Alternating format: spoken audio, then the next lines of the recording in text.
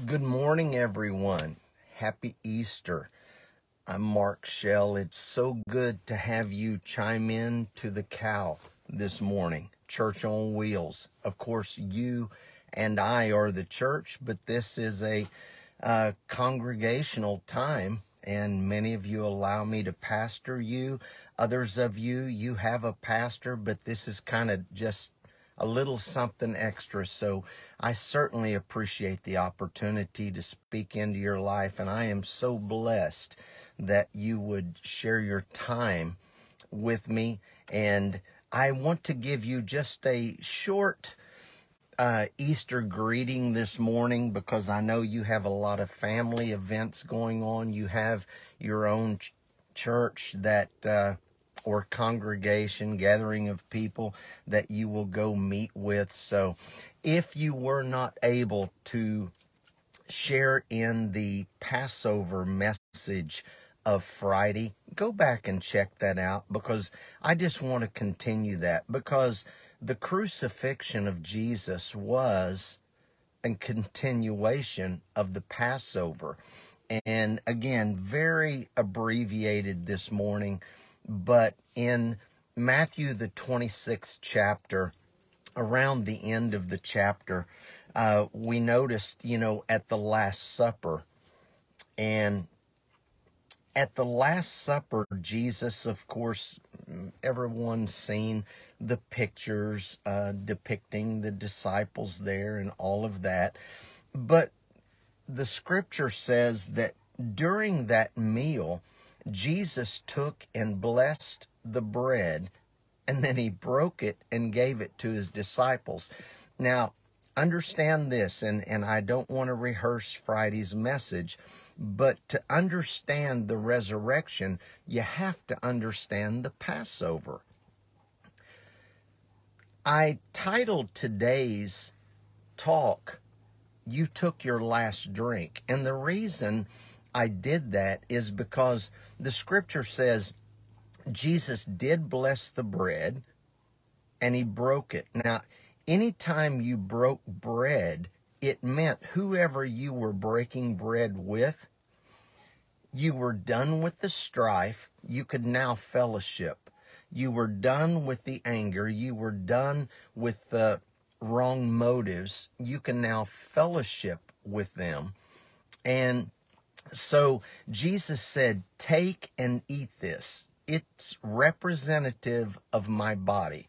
The word body in the Greek, the Aramaic language, means the embodiment of your existence, the embodiment of who you are. And so then he picked up the cup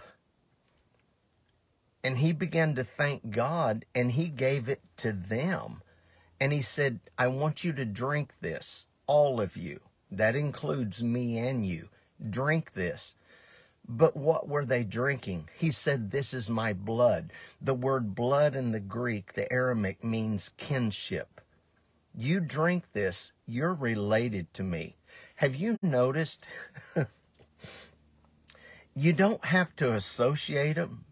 You don't have to be buddy-buddy with them. But if somebody's got your DNA, you can't get rid of them. And I want to encourage you today, God can't get rid of you. No matter how ornery you are, no matter how you act or what you do, God is not going to get rid of you. So there's a happy Easter. You drink from the same cup. He said, "This is my blood." This is God's new covenant for so many people, everyone, for the forgiveness of sins. This is where I got the title this morning. His next statement was, "I will not be drinking wine from this cup again." I will not be drinking wine from this cup again until that new day when I'll drink with you in the kingdom of my Father. Now, many people think, well, yeah, when I finally get to heaven, I'm going to just be in his presence. the new day in the kingdom was the day of Pentecost, when the Spirit was not just with you, but he was in you. That was the prophecy of Jesus. I will not just be with you, I will be in you. So the Last Supper was representative of the last time I will live in a sin consciousness, a sin embodiment. It is the Last Supper. Have you had your Last Supper? What do you mean, Mark? Are you sick and tired of carrying the hurt, carrying the anger, the animosity, carrying the grudge, carrying poverty, carrying lack, carrying emotional instability? When that is your Last Supper. So the resurrection is when you rise up to something new. You know, what do you need to have a Last Supper with the sickness? Well, I'm diabetic. Have a Last Supper. Have a Last Supper. Change your eating habits. Do what the doctor says. God will help you. Make it your Last Supper. You are still fellowshipping with sickness. Have a Last Supper. The resurrection is when you start thinking different. The bread has been broken. Now you're fellowshipping with Christ's healing, with Christ's peace, with Christ's victory, with Christ's authority. So Friday was about having a Last Supper with that sickness, that oppression, that depression, that anger, that frustration, that bitterness. So the question is, what do you need to die to? Jesus had to die before. Well, I'm believing for a change, you may say. Well, there can't be a resurrection unless there's a death. Don't sweep it under the rug. Put it behind you. It's okay to talk about it, but don't avoid the issue. Yes, you have cancer. Yes, you have diabetes. Well, Mark, that's not a good confession. That's reality. Jesus didn't say, see that mountain over there? Psych, it's not there. No, there was a mountain. And your death is saying, I can no longer handle this by myself. I'm breaking bread and entering into the fellowship of Christ to become who he is in the earth. So what do you need to die to? My Passover is I am resurrecting to lose 15 to 20 pounds. What are you dying to? I want you this holiday season, holy day season, I want you to figure out what you're finally sick of and you're ready to die to. Well, how do I know I've died to it? You stop talking about it. You stop letting it bother you. You start taking control. Well, Mark, I don't know if I can do that. Well, then you're not fellowshipping with his authority. Passover, you drank from the same sin embodiment for the last time. What do you need to have a Passover in? And you say, I'm done with it. This is your resurrection day. The day you act on what you don't like and you stop just talking about what you don't like. You make acts to change it. You have no right to feel sad, disappointed, frustrated over something you do nothing about.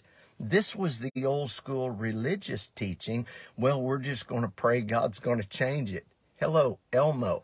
It ain't going to change till you do something different. That's the definition of insanity. You know that. You do the same thing, you're going to get the same result. So how do you know you've had a resurrection? Well, when the disciples went to the tomb, what did they notice? They noticed the shroud. There was no one under the shroud. But in the Jewish tradition of entombment, in burial, they would put a face cloth. They would put a face cloth because the eyes are the windows to the soul. And so they would place a face cloth over to cover the eyes to say the soul is gone. Now, the word says that when they looked in the tomb, they saw that napkin folded. Now, in the Eastern or Middle Eastern tradition, if you were to get up from a supper table, a dinner table, and maybe you just had to go to the restroom or you had to go do something, but you were planning on coming back, you would fold the napkin. If you were finished, then you would just throw the napkin down. So a folded napkin means I'll be back. Have you folded your napkin in what you are needing to be resurrected to? It may be weight loss. It may be a physical condition. It may be a relational situation, an economical situation, a psychological, emotional situation. Have you folded the napkin? What do you mean, Mark? I don't want to go back to that. No, you go back as a minister through it. I don't run from what I've been through. I have learned from what I've been through, and the knowledge that I have gained, I can help others through. You know you've conquered something when you don't fear it, but you can help others through it. So the resurrection means you and I are, watch this, we are as right with the Father as Jesus is. Imagine that. Well, Mark, I don't go to church enough. Mark, I don't do this. Mark, I have an addiction. Mark, I have a habit. If you mattered, you are not even in the equation of righteousness. Salvation is a covenant the Father cut with the Son, not with you. You just have to enter it. Consider yourself redeemed. Consider yourself saved. Consider yourself healed. You're having a resurrection. When you start, and I'm seeing you guys chiming in, thank you so much. You start seeing yourself just as holy as He is. Do you realize I am holy? Do you hear me? I am holy. I am justified. I am anointed to meet needs of people. That means what I've been through, that I've been resurrected out of, I'm now able to help others out of.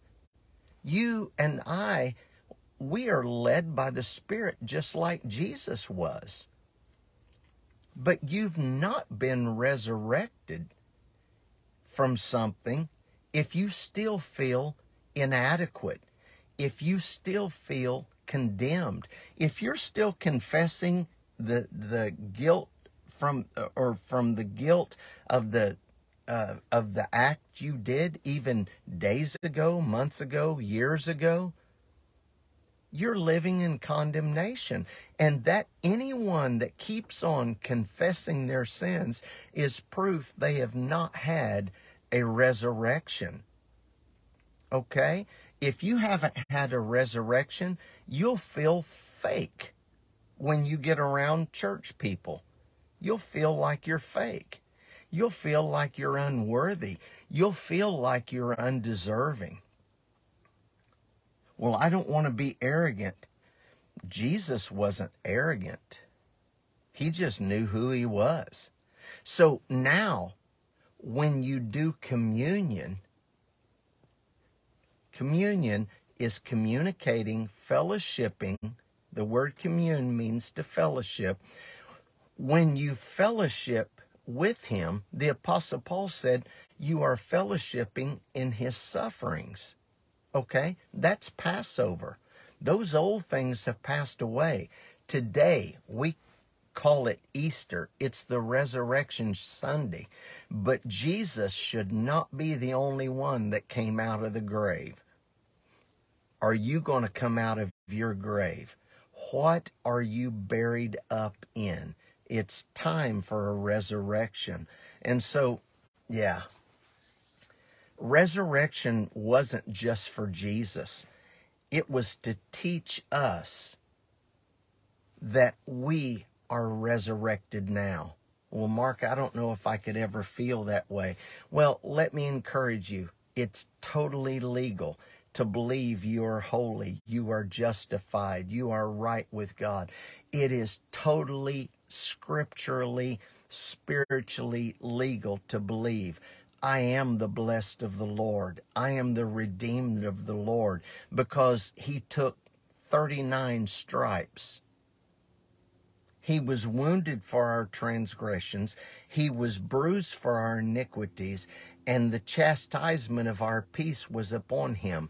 There were 3 points of conviction: condemnation and guilt. He took 39 stripes, 13 stripes for each accusation and point of felonious activity. 13 in scriptural numerology is the number of rebellion. He took 13 stripes. He was wounded for our transgression. That's in the natural, doing things we know we shouldn't have done. He was bruised for our iniquities. That is the inner turmoil of knowing you're not right with God. He took those stripes. And then he took 13 stripes for the chastisement of our peace, which is emotional. So he has healed us physically, spiritually, and mentally. And by his stripes, we were healed. So I encourage you, I told you it's going to be short today. I encourage you, start living like you're resurrected. He paid the price. Why, if you've paid your mortgage off, why do you keep on sending in mortgage payments? If you've paid your vehicle off, why do you keep on sending in car payments? If Jesus paid for you to be right with the Father, why do you keep just confessing your sin and beating yourself up? Start living today like you too have had a resurrection. I can honestly say this was the shortest, sweetest Easter message I've ever given in, decades. But I want you to have a resurrection. Fold the napkin. Don't just walk off from it. Plan on coming back to it by saying, God, use me to help others through what I have conquered. You've had a resurrection when you fold the napkin. And so I encourage you, use your resurrection power. He bought it. He paid for it. You've had your Passover. Now enjoy your resurrection. I thank you guys for checking this out every Sunday morning. Please share this around. I count it such an honor and a privilege that many of you let me pastor you. I don't have a, quote, church building. It's called Church on Wheels. But, and I'm all for congregations getting together. I just want to help everyone that I possibly can. If this ministry is a help to you and you you would like other people to hear about it. Your contributions is how I do what I do in my travels and in my study time. Your contributions liberate me to do that, and I thank you so much, very, very much. If you have any questions about anything I teach, I don't know it all, but I can prove what I teach. Email me, markshellministries@gmail.com. If you want to hear more in-depth teachings, there are so many on the website, markshellministries.com. I will see you next Sunday morning. You guys be blessed, be whole, and please enjoy your resurrection. Don't forget to fold the napkin so you can go back and help others through what you were buried in. I call you guys blessed, and I will see you next Sunday morning.